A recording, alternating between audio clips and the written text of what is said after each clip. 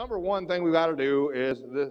We talked about this a minute ago. Is define what you want. Decide exactly what you want out of life, and don't worry about, well, hey Tim, I want to be debt free and I want to have a helicopter or whatever, but I work at 7-Eleven. Well, most people at 7-Eleven, nothing wrong working at 7-Eleven, but they probably don't own a helicopter. More than likely, that's their dad gave it to them. I don't know how much money you can make there, but I don't think that much.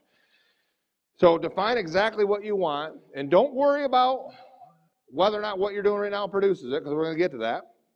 Write it down. If you don't write it down, it's just a wish. It's not a goal.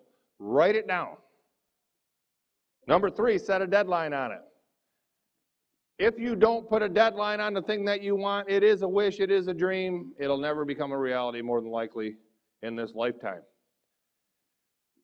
One thing I've learned about listening to these CDs, reading the books, and being mentored by different people, particularly Orrin Woodward. Orrin is such a voracious reader. Hopefully you've read this book, Resolve 13 Resolutions for Life. Anybody read that book yet? We have so many great books available, but to me, that one kind of encompasses, like, if you want to be a leader, read that book. Somebody's got a bad attitude, you can tell them, read that chapter. Whatever. Somebody's having problems with conflict at work, have them read that chapter. But one of the things I've noticed, I've worked hard. So many of you have probably worked hard, but I've come to a realization in the last few years here that I won't be alive long enough to learn the things that I need to learn to get where I want to go. There ain't enough years in my life. And you know what? There probably is enough years in your life if you really want to go somewhere. Chris Brady sent out a tweet today. I can't remember exactly what it says, but he says, it's amazing, basically I'm paraphrasing, it's amazing to me how many people are okay with running below speed limit in life. Anybody got that on their phone? Read that exactly for me. Anyhow, it's true. Most people are okay running below the speed. Now, I don't think he's talking about the speed limit on expressway. It's life. What are you doing? Are you trying to succeed better than the person next to you, or are you okay just kind of skating through and taking up air and watching the TV, a little 6-year-old kid smoking and talking back to his mom? Or do you want to go somewhere and not have our kids turn out like that? So set a deadline. Number 4, list out what you need. Like, who needs to help you, what kind of tools, whatever. Do you need to get another degree? Do you need to read these books? Do you need to listen to these CDs? Do you need to sit down with this person? Do you need to get connected over here? Do you need to be part of this organization?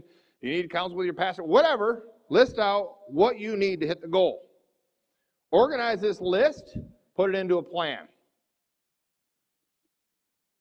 Then, this is important. Number 6, take action on the plan immediately. Take action on the plan immediately. How many of us say, I'm going to quit smoking?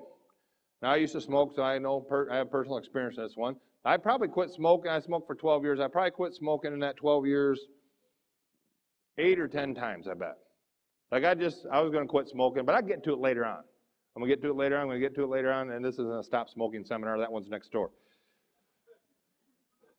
But you have to take action immediately. Probably the biggest thing that messed me up to quit smoking was I always wanted to finish the pack because I'm a tightwad.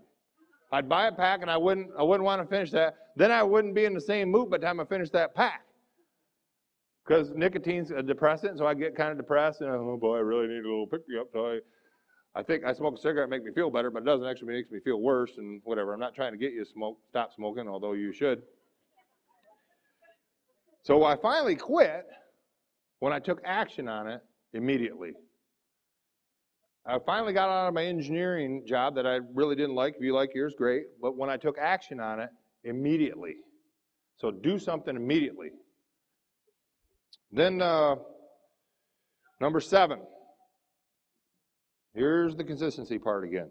Do something every day that takes you towards your goal. Do something every day that takes you towards your goal. And then keep moving and keep moving and keep moving and keep moving.